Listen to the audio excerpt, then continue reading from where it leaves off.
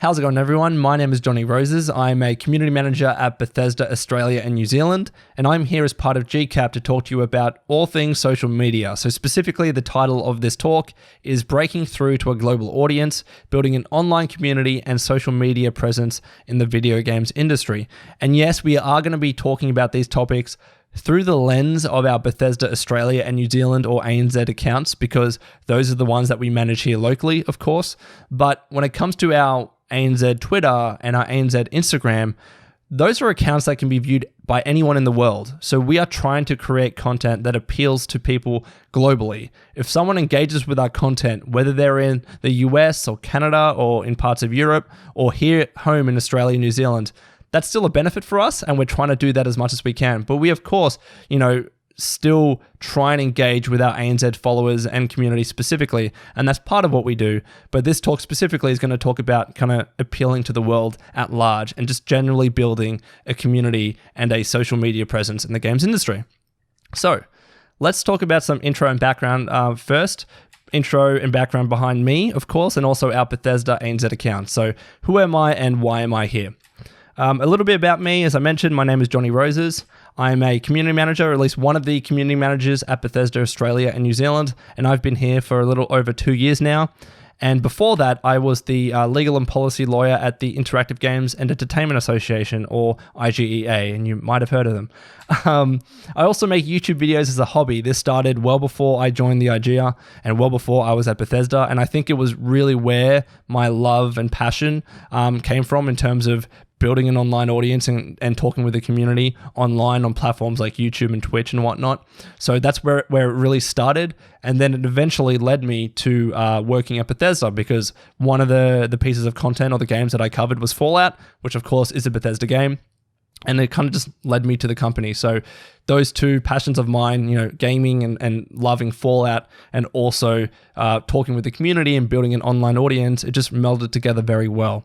So that's my face, of course, back when I had a much better beard and a better haircut, which is why I'm wearing a hat right now. All right, why are we here?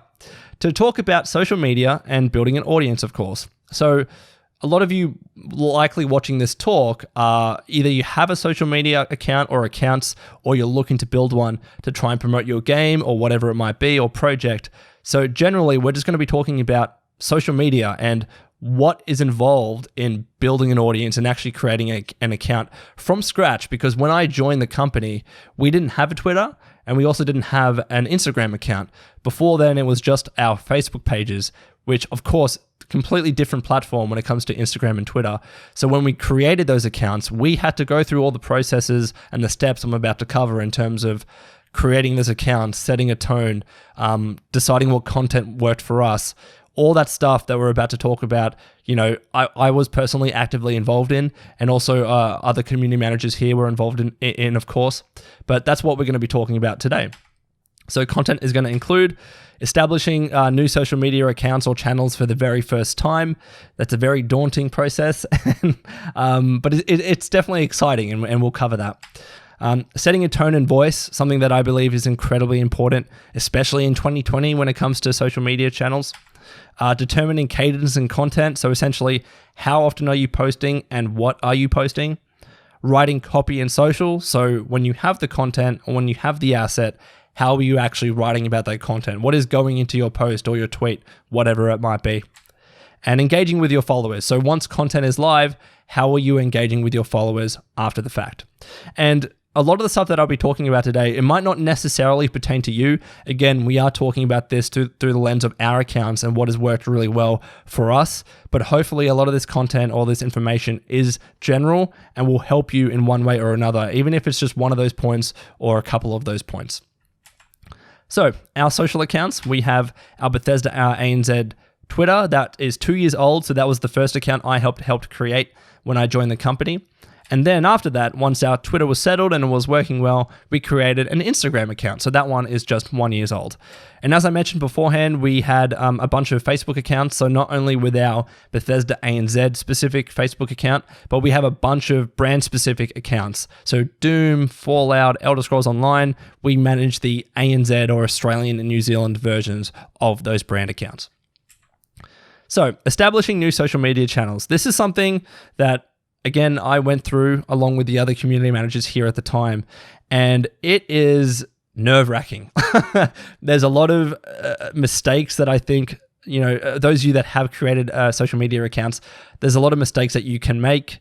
There's a lot of ways for things to go wrong, but it's an exciting process. Like, it was one of the most exciting things that I was a part of at Bethesda, was creating our own local accounts, setting the tone, deciding what we were going to do, determining how we were going to stand out, not just like within the company and amongst our territory accounts, but just compared to video game accounts in the world generally. I think on a general basis, social media accounts in the video games industry are very well run. I think we have a lot of super talented people here, whether it's from an indie level or up to a AAA level. I think we have a lot of talented people working on social media. So in that sense, the competition is fierce. That's in inverted commas, but I still think it is relevant. Like, you see all these other cool accounts and what they're doing, and you aspire and you want to try and, reach their levels. And sometimes it can be tough and sometimes it can be difficult. So I went through all of these motions when we created our accounts, but it's definitely something that should be seen as exciting and a cool thing to go through. So how do you get started, essentially? Creating new accounts. So as I mentioned, starting brand new accounts can be exciting but daunting. Of course, your follower accounts are going to be likely lower initially, unless you suddenly get a massive influx of followers through whatever means. Initially, for the first couple of weeks, months, maybe years, you are going to have slightly lower follower numbers compared to most other people out there. And of course, you've just started your accounts, right? But because of that, it's also likely that your engagement numbers after your first initial spike might then simmer down. So what I'm mentioning there is that, like, let's say you do a brand new account or create a brand new account and you do a big announcement. Like, it's very likely that initial posts and your initial posts are going to perform well because it's exciting. You're promoting them on your personal channels. People that are fans of your games are flocking to your channels because they wanted you to create one. So initially, those numbers can be super, super high, but then at least I found with our accounts, and I think it happens generally, you're going to have a little bit of a downturn after that because the account is just going to settle to a normal, regular, engagement number. Not every post can be super high engagement. That initial one might do really well, but after that, you're going to find that it goes back down a little bit. And to me, at least, I was like, what's going on? Like, what are we doing wrong? Why did our first tweet get this and our next one only got that? But that's just part of the natural process. But it's also part of the reason why it can be daunting and it can be nerve-wracking a little bit. So, and also you're still figuring out what is best for your channels. So again, when it came to us, we did have an idea in mind of what we wanted our channels to be, but sometimes you do stuff and it doesn't work. Sometimes you do stuff and it does work. And you're still trying to work out what you want your account to be and how you want to interact with your audience and what kind of content that you want to put out there. Because you're trying to get more followers, you're trying to get more engagement, you're trying to drive more people to your games. There's so many goals here, so many things at play, and you're constantly trying to figure out what is best for your channels. And that's never going to stop, but initially it's going to seem like the most important thing in the world. And admittedly, I think it is. I think it is fairly important. So just some do's and don'ts, again, based on our experiences and my personal experiences when it comes to helping establish and running the Bethesda ANZ accounts. Do have fun with it. I find that the content that we do and even that I personally do that performs very well, it's usually the content that we have fun with. We have fun with concepting, writing the copy for, creating an asset for. That content seems to do very well for us, at least. So I would encourage you in whatever you can, in different ways that you can, try and have fun with the content that you're producing, because I find that content is a little bit more likely to do even better than content that maybe you're not having fun producing. Do be consistent. So I think being consistent is super important. Do you have to post every single day? No, not even initially. Like I would say on average, post about maybe 5 to 6, maybe 7 times a week. So I do like to have the general rule of once a day, but that's not always feasible. Some days you just can't post. Some days you're sick and you're the only community manager. You're the only person that runs the social accounts. And that's totally okay. Being consistent does not mean posting daily. It just means trying to post as much as possible within a week without trying to be too spammy. And we'll cover that in a second. Don't get discouraged. So especially at the beginning, when you're trying to to reach levels of other video game accounts, or you're just trying to grow a bigger channel, don't get discouraged that maybe your numbers might not be that high, or maybe your follower numbers aren't increasing that much, or that your engagement numbers aren't that high, impressions, whatever it might be. Don't get discouraged. Like, if you have a game plan and you think this is what is best for your channels, just stick with it. And you might have to change, and that's okay.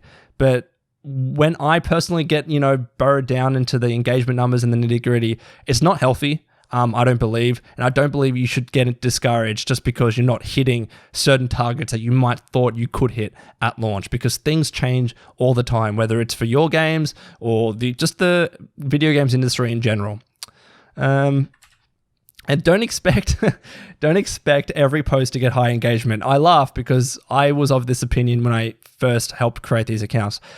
I personally wanted every post to get a certain number of likes and a certain number of impressions. And it's just not going to happen. Like, not every post can be a meme or jumping on a viral trend that reaches super high numbers.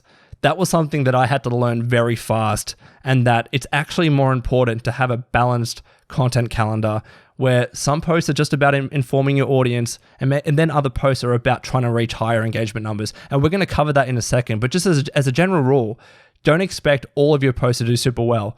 Some channels have that, and it's great. And honestly, like, there's something to aspire to, I believe.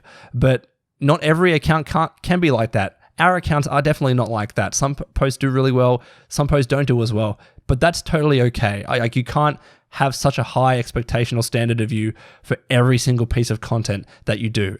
To me, it's just not healthy. So, just as an example, this is the very first post or very first tweet that we did on Twitter. We very much lent into the fact that we are an Australian and New Zealand Twitter account. So we tweeted out about bin chickens, and that post did perform well. Admittedly, it was retweeted by the global Bethesda account. So you had a lot of ANZ people following that account that came over to our account. So that was part of the reason why I did well. But also, it was exciting because we never had a Twitter before. So we made a big song and dance about it, which contributed to the performance of the post.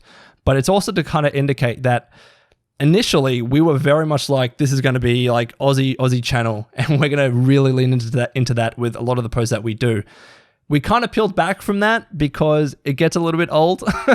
At least we found with us, like, you can't have that stereotype or persona in everything that you do.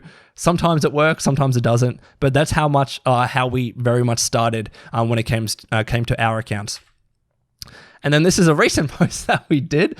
Someone photoshopped Elder Scrolls 3 Morrowind underwear, and we just kind of jumped on that because that post was viral. But I guess the comparisons between the first post and this post is that we're still trying to have fun with it.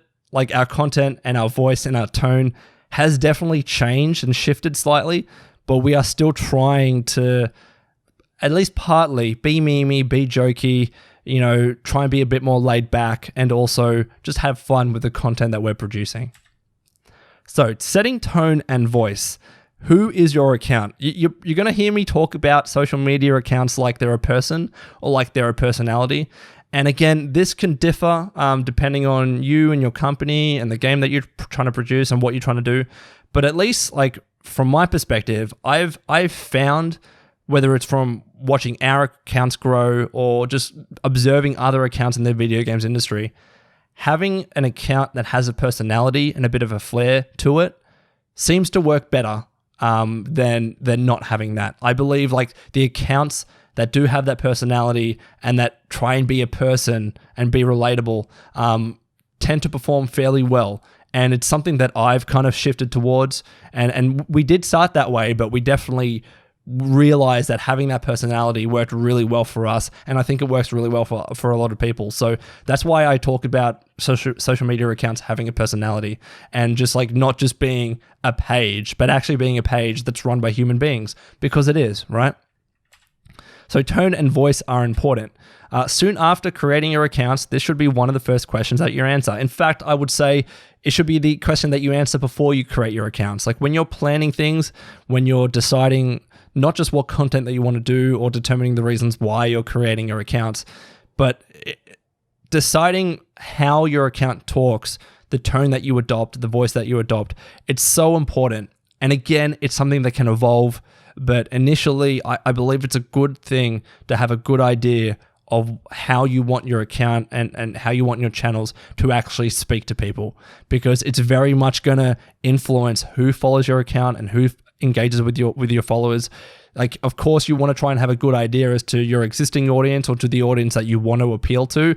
And that also is very much going to help, or at least affect what kind of tone and what kind of voice that you want to adopt. But these are questions that you really should be answering super early on and start from the get-go. Like from the moment that you do your first posts, adopting that tone and voice and then seeing how it reacts and then evolving as you need to.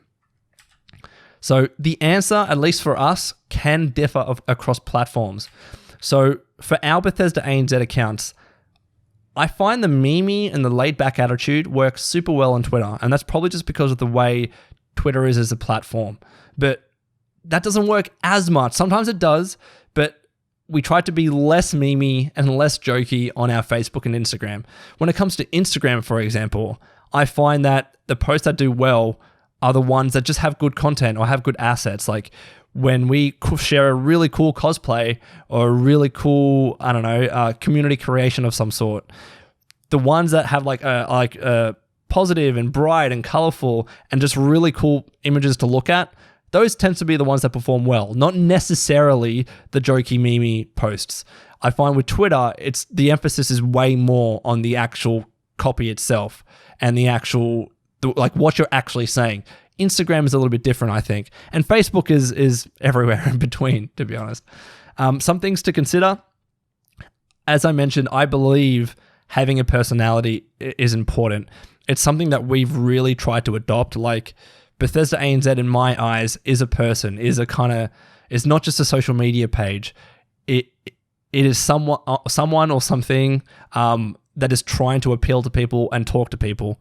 So I think, like, because that permeates everything that we do with our channels, I think that is part of the reason why with certain posts that they do perform well, because like people view our account not just as an account, but as a person, or at least as an account that's run by a down-to-earth human being, What works for others might not work for you. So just because X account or Y account is doing stuff that works, it doesn't necessarily mean that that's going to work for you. And that's also something that I learned, because like naturally, right, there are different accounts that you follow that you're inspired by, that you kind of want to try and replicate or emulate in some sort of way. I'm not talking about straight copying, pasting, or just copying approaches to social media, but being inspired and being informed by other channels. But sometimes you might try and do that and do posts that are inspired by certain other channels because you respect them. But maybe it just doesn't work for your channel. Maybe it doesn't work because of who's following your channels, like who your audience is, or what your game is, or whatever it might be. There are so many factors that can determine how well a post does and doesn't do. And all I'm trying to say is that if something works well for another account, it might not work well for you, but that's totally okay. Your tone and voice, of course, will need to evolve. And this is really going to be affected by, I believe, how your audience and your followers are engaging with your content. If they're engaging with your content in a super negative way, or not at all, then maybe the tone and the voice needs to change somewhat to be able to better suit who's following your account and to try and encourage a little bit more engagement. It's an evolving process, and where we were a year ago is certainly where we are, not where we are now when it comes to our tone and voice on the Bethesda ANZ channels. It's evolving every day. It's changing every day. Like a tweet that I might do tomorrow could be directly based on a response that I got from someone today, because that's just how it is. Like we're trying to appeal to audiences, we're trying to appeal and get engagement from people. And if they're just not vibing with your content, maybe something does need to change. I'm not saying drop something as soon as it doesn't seem to work, because sometimes you can't explain it. A post just doesn't do well. But if it's consistent and if there's a theme, then maybe tone and voice does need to evolve to be able to reflect that. So I don't know why I have this here. I guess this is to kind of emphasize or to exemplify our tone and voice when it comes to the Bethesda ANZ channel on Twitter. So this was a pregnancy test. Like, you probably saw this. They got doomed to somehow run on a pregnancy test. And they also ran the initial opening clip of Skyrim on this pregnancy test. And this post did super well. Like, it went viral. So we jumped onto that with a bit of a meme post to say the benefit of this Skyrim pregnancy test is that it comes with a character creation screen. We were trying to be relevant. We were trying to jump onto a viral trend. And that post did work for us. But Twitter is very much suited to that. Like, of course, on Instagram, you can't really just quote retweet like you can on Twitter to jump onto a viral trend like this. Instagram is a little bit different. And I find that those kind of posts don't work as well on Facebook, even though you can share with text embedded. I just find that kind of stuff works better on Twitter. And just generally, the meme jokey content, as I mentioned before, for us, works really well on Twitter. Whereas with Instagram, this works. Like, super cool, awesome stuff to look at that's visually appealing. That tends to be the content that works well. And even if you look at the social, the copy, which is something that I wrote, there's nothing super crazy about it. Like, it's Doom Eternal, Crucible Blade, just insane. We are amazed by our community. What do you think? There's nothing groundbreaking or innovative about that particular copy. As much as I'd like to admit it, it's not. It's just like super generic copy for a post. But this post did perform very well because the particular asset that we used, or the content that we used, was awesome. It was genuinely awesome. And all we were trying to do was to emphasize that and to promote that particular community member, who was Kiros Arsenal, created this awesome Crucible Blade based off of Doom Eternal. And that's just something that we try and do all the time, is to share cool stuff created from our community. And we will talk about content in a second. But as you can see, you had two very different posts on Twitter and Instagram. And I don't think the one on Twitter would have performed as well as, it did on Twitter if it came to Instagram. I think those two platforms are just slightly different in how you need to approach it. Again, at least when it comes to our accounts. So, determining cadence and content, essentially, how much and what are you posting? So how often should you be posting? Let's start off with cadence. Again, this can differ. It can very much differ based on your accounts and your games and your channels and just what you want to do. Also, like, how much time you have. Like, if you're a sole community manager, and I feel you, I've been there, I think we've all been there, you don't have as much time. Sometimes you can't post, sometimes you can't do 2 or 3 posts a day, and that's totally okay. I guess I just wanted to cover some general rules, again, for us, that I think has worked well and I think can be applied to most social media accounts in the games industry out there. So as a general rule, I do believe you shouldn't try and overload your audience with too much content, because it can come across as spammy. If someone follows your account and you've just done 10 posts within the past 30 minutes, and that's a huge example, but like, they might not appreciate that and they might unfollow very quickly. And you also might find, at least with us, if we have a day where we just need to post a lot of stuff, and some days that's inevitable and unavoidable, right? But then I might find that each individual post just doesn't perform as well comparative to a day where we've done 1 or we've done 2 posts and put a lot of effort into those posts. Those ones individually tend to have a better engagement and engagement rate than all of the posts that are bundled into a day, where it was just so busy and so crammed with content. Again, sometimes it's unavoidable, but I always try and not be spammy when it comes to our social accounts. So this, again, can depend on the platform. I'm a firm believer in that. I'm a firm believer as a guide for us, at least, and I think this does apply, or can apply, to some of you out there. I think Instagram is one of those platforms where, like, we find not posting as much works well. Like, it's not about content, or it's not about the number, it's about the quality of the content, right? So with Instagram, there are some days we don't even post at all, and that's okay. And generally those are a weekend, right? But 0 to 1 post per day, I think, works. And roughly we do about 4 to 5 posts per week. Because remember, with Instagram, you have stories to work with. So as like regular posts on your page, I find just doing a little bit less and just focusing on the quality of the content is better. And if you do want to engage further with your followers, you can do so via stories. And people like engaging with stories, and it's not filling up their feed. All it is a little circle over your icon at the top of their app, indicating that you've created a story, and then they can flick through that if they want. And also, if you created a ton of things in your story and they don't like it, or if they aren't engaging with it, or if they think there's too many, they just swipe right and then they go to the next, channel story or next page's story. So I find Instagram, you don't have to post as much on the main channel because you do have stories to back it up. Facebook is somewhat similar for us.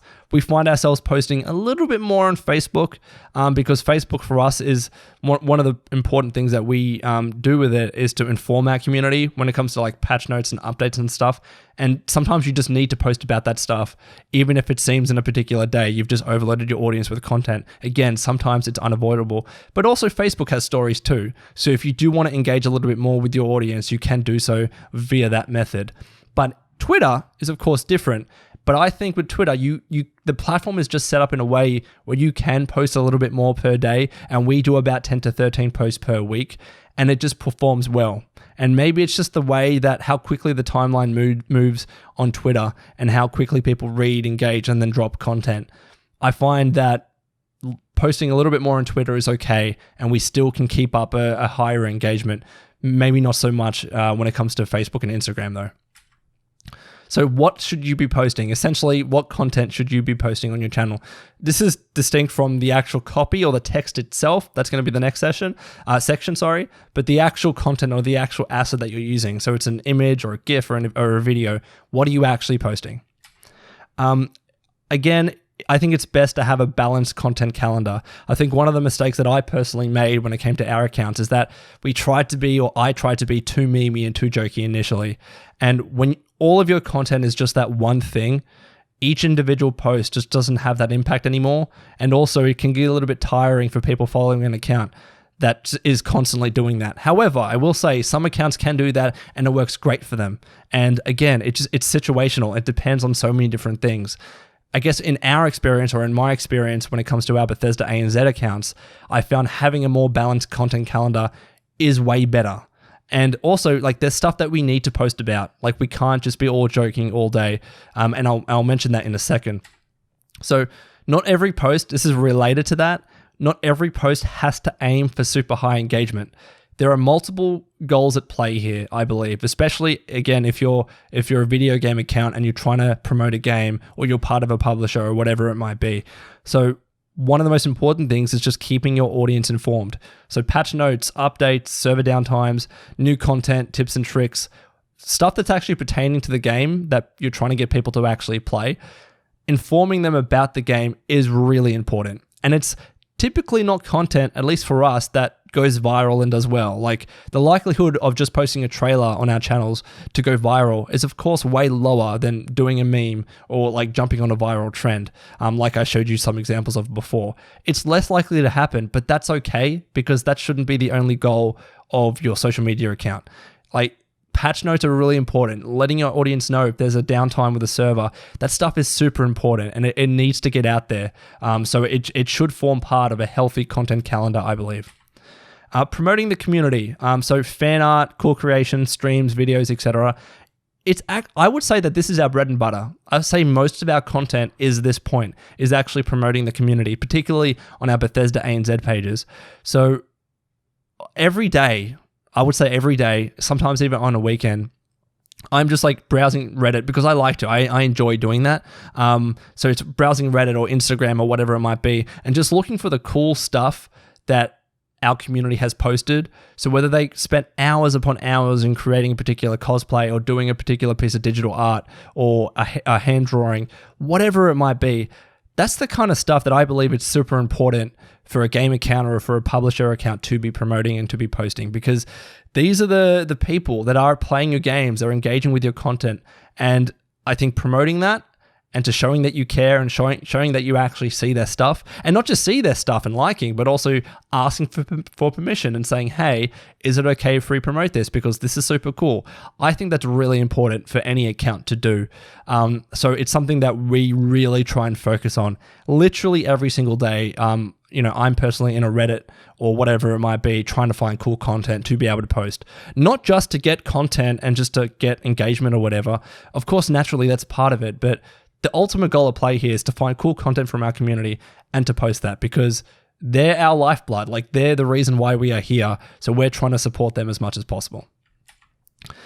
Doing fun content. So memes, joking around with followers, jumping on viral trends. It doesn't work with every account.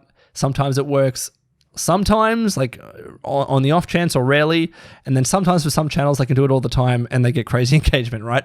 It does depend. It depends on you, your page, etc., all these external factors. But for us, like, it is part of our content calendar. It is part of it to do the fun content and the memes and what have you. And we do find generally that is the content that for us performs the best in terms of pure engagement. So let's cover some examples. So Fallout 76 is a game that we, of course, publish, and there was a recent patch that added some new content to the game. So this was just a simple video promoting that or outlining, showing that. And this post didn't get much engagement, like 44 likes, 10 comments, some retweets, but we didn't make that post thinking that we were going to get thousands of likes on it or a ton of impressions. It was there because it was important to get out. It pertains to one of our games. We need people to know about new content. We want people to actually know what's happening in our games. So of course we posted it, right? Like it's stuff that still needs to get out there, even though the likelihood is that it may not get super high engagement or go viral or whatever it might be. Sometimes it's just fine to have content like this because I believe it is important. So another piece of content that we did, so we worked with an influencer to create a guide series, or I should say we are working with an influencer to create a guide series for Doom Eternal because there's an upcoming DLC. So this guide series essentially is guiding people through the hardest bits of Doom Eternal and helping them overcome it so they're ready for the DLC, right? And not only is this post like part of the whole, I'll go back a bit, it's definitely part of keeping our audience informed and like tips and tricks and stuff to kind of help them through our games. But also, we're working with an influencer too. So we are promoting the Spud Hunter's YouTube channel. We're working with him because we love his content. So that's also part of it. This post is hitting multiple goals there, and it did okay for us. So we're really happy with it. Again, it didn't go super viral, but that wasn't the point of this particular post. But now let's talk about a meme that actually did really well for us. This is something that I posted yesterday, and it was a trend on Twitter where they would have a screenshot of the like image on Twitter, or the love little image there on Twitter, and then an animation that you're essentially trying to trick your audience to say, oh, this could pop up if you liked our post. And it's being very much received as not underhanded, but like, it's just a fun thing that people are doing because sometimes it works, sometimes it doesn't. For us, of course, it didn't. It was just a joke. And it went crazy for us. It went insane in terms of engagement. And the responses are like people joking, saying, oh, you lied to us and lies, deception and all that. But it was all in jest. It was all in good fun. And this post did very, very well for us. But again, you can't always do those. Sometimes there just isn't anything viral happening at the time that you can kind of take advantage of. But this was one of those moments where not only was there something that we could use, but also there was a way to tie it in with our games, that being Doom, because that is a cacodemon there. So we found that worked very well. So actually writing copy and social, what should actually be written when it comes to the content? So you have the content, how are you actually writing about it essentially? So it is one thing to have good content, but it's another to be writing copy to promote that content as best as possible. So you could have an amazing image or an amazing video, but I believe writing content that promotes that asset as best as possible is super important and is really crucial. I generally find that shorter is better. In fact, my approach is always to start in Twitter because Twitter has a character limit. Because I find that character limit and that restriction is about the right level in terms of like being just the right amount of text for someone to read on social without just ignoring it because it's too long. On Facebook, you can write huge posts, right? On Instagram, you can have so much text in there and so many hashtags. But I find generally that shorter is always better, that our posts that have shorter copy tend to perform better than the posts that are on Facebook that have super long text. Sometimes I don't find that those posts perform as well as the content that's more succinct. For Bethesda ANZ, our posts roughly include the following. So this is like, I would say, our bread and butter posts, like when we're posting about fan art or community creations or what have you. Like we usually have an opening line to grab attention and encourage engagement. We have a description of the content, and then we have kind of any after outlying stuff. So like links or credits or hashtags or what have you. Alrighty, so as an example, we have a photo of some sweet rolls here, which of course are based on the Elder Scrolls universe, a really cool asset or photo that we wanted to show and promote on our channels. So to break this post down, the first opening line tried to grab attention and encourage engagement. So it's, are these not the most delicious looking sweet rolls you have ever seen? So we're trying to get people to respond and say, hey, this is actually really cool, or those sweet rolls are awesome, because it's a form of engagement, right? So it's usually like when you have a bunch of text here, I think it's safe to say that the first line is typically what people are reading. I'm going to assume that if that content or the asset or the photo is really cool, that their eyes are drawn to that first. But if they want to engage with the content further, the first line is likely what they read first. So it's super important to get that right. So we tried to have an attention-popping line to try and encourage engagement. But then for the people that are engaged and now they're very much in the text itself, here's a bit more of a description as to what it is. So this particular person made a fresh batch of sweet rolls and you're all invited to eat some. And then we might include more of our like tone and voice in there, bit of a joke, bit of a meme sometimes, just to kind of, I guess, liven up the post a little bit. But generally that has a description of the content itself so people know what it actually is, to provide some context. And then you have your hashtags here and the actual link itself. So of course, like for us, it's super important to ensure that we properly credit people. Like we will never just randomly post a photo or an image or whatever it might be without getting their approval first. And I've literally never been in a situation where someone has said no when I've asked for permission to post their content and to credit them, of course. It's rarely happened. Like sometimes it does and you respect their wishes, but I found that it never happens. Like usually they're happy for you to promote their stuff. They just want to be properly credited and also ask for permission first. So that's generally how our posts break down. As another example on Twitter, similar process here. So we had this asset where someone created a 8-bit version of Skyrim, like what it might look like on a old Game Boy console. So the opening line, everyone needs to look at this. It didn't necessarily encourage engagement by asking a question, but I believe it was attention popping or attention grabbing, because it's like everyone needs to look at this. So here's how I'm going to get your attention with this opening line. And then there's the description. So this Reddit user created a video of Skyrim and what it could have looked like on an 8-bit console. So to describe it, and then we also included a little bit another line here to try and encourage some engagement when I said, would you play this? And that worked well. A lot of people in the comments in the thread were like, oh, I'd totally play this. This will be awesome. Make it happen, etc. And then the actual credit, we didn't do any hashtags for this on Twitter. I find hashtags aren't as important on Twitter, but without any hashtags, this still performed fairly well for us. But of course, at the end, we had the credit because we want people to try and check out this user because they created something that was really cool. And then the final topic for today is engaging with followers. So I believe this is as important as everything else that we talked about today. Like once your post is live, I know it can get very easy to just leave it there and like the day gets away from you, you have a lot of other stuff to do, you're busy.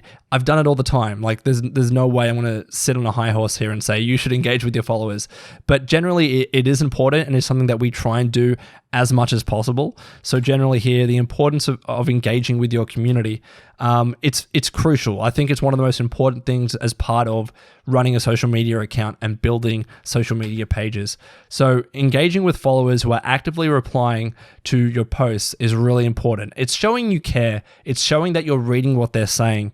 And as I mentioned below here, whether it's just like a like or a react when it comes to Facebook of their response, or you're actually replying with a little bit of text, either one, in my opinion, goes a long way to show that you actually care and that you're actually reading what they're saying. And you don't have to respond to everyone. Like, I don't think that's realistic, especially if you are getting a lot of responses on all of your posts. You can't just be expected to sit there and respond to every single post because some posts are also difficult to respond back to. But here and there, on most of your posts, like if you can at least have a few responses to what people are replying with, or even a few likes or reacts to what people are replying with, then that's really good. I think that's super important to try and do as much as you can. So some guiding factors here. Not every comment, as I mentioned, from someone needs a big response. It's okay to just do a like. It's okay just to respond with an emoji, just to show them that, again, you're engaging back with them, that you care about what they said, that you read what they said, etc.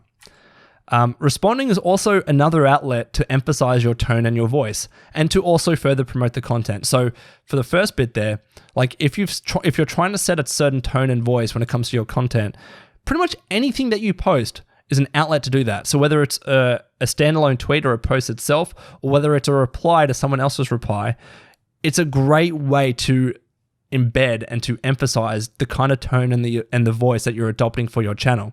So if you have a meme, for example, and someone's responded back in like, you could continue that. You can very much continue that meme or that joke to really emphasize that this is a way that we want to engage with you. And also, it's another way to promote the content. So let's say, there was a trailer about a new update to Fallout 76 and someone responded and said, hey, this is really cool. You can respond back and say, hey, have you checked this out? Have you done this? It's just another way, another outlet for you to be able to further promote stuff that might not necessarily be in the body of that original post. And then note the people that are regularly engaging with your post and try to ensure that you're engaging back with them. You're probably going to have it with channels that you're running. There are people that will frequently come back and constantly reply with your engage with your post, in a positive way. And that's awesome. Those are the people that you really want to try and keep an eye on and to try and engage back with as much as you can. It's not about showing favoritism or anything like that. It's just showing that you care again. If someone's taking the time to constantly reply to your stuff, it is nice if you can reciprocate when you can. So as an example, on Twitter, this was about a particular, it was the guide for Doom Eternal, because we mentioned, or Spud Hunter mentioned, the DLC for Doom Eternal in there. So this person was like, what are the chances that I could have the DLC now? And we just responded back with a GIF. Again, it's another thing. It's an emoji or a GIF or a like or whatever it might be. We just responded back in a way to kind of continue the joke that this particular person was trying to tell. And it worked for us, right? We got some likes on that, and it's even more engagement. This is on Facebook. I've blacked out this person's name and photo because it's personal information, but this person loves daily ops and Fallout 76. They're very happy. We just said, nice, mate. That's awesome. Just again, to show them that we read their comment and that we want to engage with them. And then this person actually followed back up with a clarification about the rewards that they could get in that particular event called daily ops.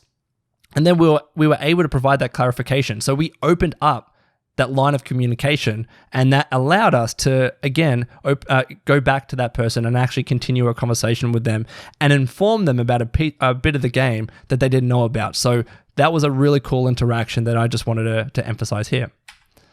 So that's actually it. I hope you enjoyed this talk. I should have been in the chat interacting with you if you were in the chat today. So hello, future Jonny, how are you going? But yeah, I hope you enjoyed this content, and I hope you enjoyed the rest of GCAP and all the great other talks that are taking place. So please take care of yourselves, and we'll see you next time.